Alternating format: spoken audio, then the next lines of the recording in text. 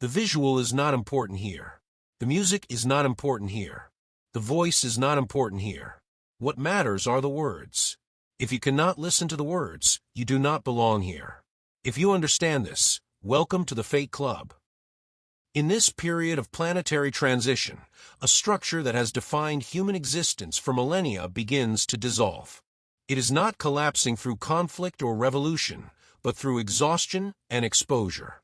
The construct known as the reincarnation cycle, long presented as a natural law of existence, reveals itself as a managed system, maintained through energetic seals embedded within human anamnesis. These seals were not physical nor symbolic, but functional, operating across memory, identity, and perception, ensuring continuity of return rather than continuity of understanding. According to esoteric sources, including interpretations associated with Davidic and parallel research streams, the reincarnation mechanism functioned as a closed loop. Consciousness entered the biological form, accumulated experience under restricted perception, exited the body, and was redirected back into manifestation with memory suppressed and identity fragmented. This loop was not infinite by nature, but stabilized artificially, reinforced through frequency control, belief architecture, and post-mortem orientation, fields that guided souls back into form without informed consent. What is dissolving now is not life, but obligation. The energetic seals that once governed the return process lose coherence as planetary frequency parameters change. These seals were layered, interfacing with emotional charge, unresolved identity, ancestral memory, and collective trauma, forming what could be described as a navigational net.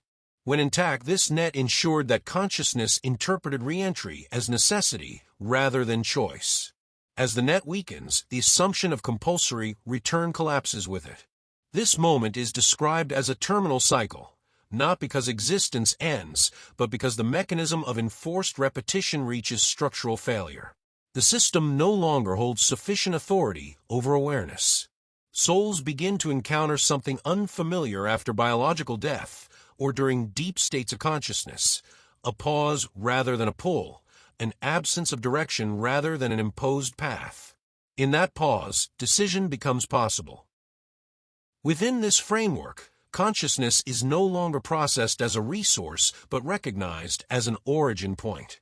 Each soul, when perceived beyond personality and incarnation history, operates from a higher-order awareness capable of orientation beyond the earth-based loop. From this level, a choice emerges that was previously inaccessible. The choice is not moral, hierarchical, or rewarded. It is functional. One option is participation in what is referred to as the New Earth. This is not a separate planet, nor a utopian projection, but a reconfiguration of experiential reality within the same spatial field. It is defined by the absence of compulsory memory suppression, reduced dependency on fear-based identity, and a shift from survival-driven cognition toward direct perception. Souls choosing this path do not escape matter but engage with it differently, as co-creators rather than managed participants. The second option is return, not to another incarnation, but to origin dimensions. These are described across esoteric traditions as source realms, soul families, or nonlinear fields of consciousness from which awareness initially individuated. Return in this context is not regression but withdrawal from density. It involves reintegration without fragmentation, continuity without erasure, and memory without distortion. This return does not imply abandonment of Earth, but disengagement from its closed-loop system. Crucially, this choice is not presented externally. There are no guides enforcing direction, no authorities issuing instruction. The collapse of the reincarnation construct removes intermediaries. Orientation becomes internal. The soul recognizes resonance rather than command. Those aligned with continued creation remain. Those complete with density withdraw. Neither action is superior. Neither is framed as success or failure. The concept of eternal reincarnation, long embedded in spiritual doctrine, loses coherence under this model. Eternity belonged not to the soul, but to the system sustaining repetition. Once that system destabilizes, Eternity fractures into multiplicity. Some paths continue within form. Others diverge into non-physical expression. What dissolves is the illusion that all consciousness must return again and again to fulfill an undefined lesson. This shift also reframes karma. Rather than a moral accounting system enforcing return, cause and consequence are recontextualized as informational feedback. When memory suppression ends, accumulation becomes unnecessary. Learning no longer requires repetition. Awareness integrates directly. This is why the cycle can end. Its function is obsolete. From a planetary perspective, this transition manifests as fragmentation of collective narratives. Old belief systems lose persuasive power. Authority structures feel hollow. Identity constructs based on fear, guilt, or destiny weaken. These are not random social effects but reflections of deeper energetic disengagement. As fewer souls remain bound to compulsory cycles, collective coherence shifts. The field reorganizes around choice rather than control. Those who remain to participate in the new earth do not inherit a perfected world. They inherit responsibility.